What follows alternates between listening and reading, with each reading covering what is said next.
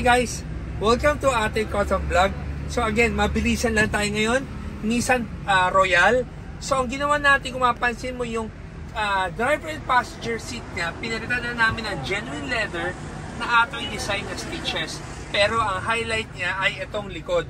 Itong likod na ginawa ng Ate Customs na upuan ay napaka-komportable. So ito yung headrest na sinasabi ko na design ng Ate Customs. Design locally, it's a Filipino product na pag umupo ka, sobrang komportable yung ulo mo, tulad dito. So kung pumabiyahe ka, salong-salo from your batok hanggat sa yung galaw-galaw ng ulo mo, salong-salo. Ngayon, kung matutulog ka naman, kailangan mong ibaba itong headrest na to, and then, tsaka mo siya i-recline ng sagad para makatulog ka sa biyahe ng komportable. Yan na. Salong-salo. So, gusto namin i-share sa inyo at i-challenge lahat ng client na bago kayo bumili ng upuan, subukan nyo muna yung upuan namin para malaman nyo gaano ka-komportable. Plus, ang likod dito, yung original seat niya, binalutan rin namin ng same stitches with this one. So, natutupi pa rin siya at nagagamit pa rin siya.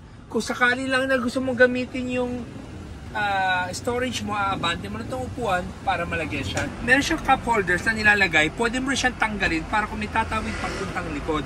And this one, may choice ka. It's either you put the stainless or the black color na cup holders. So guys, sa mga Nissan Royale na owners, sana nagustuhan nyo to at pwede nyo kami tawagan sa 3411-5858. So guys, thank you for watching and always remember, Jesus loves you and God bless.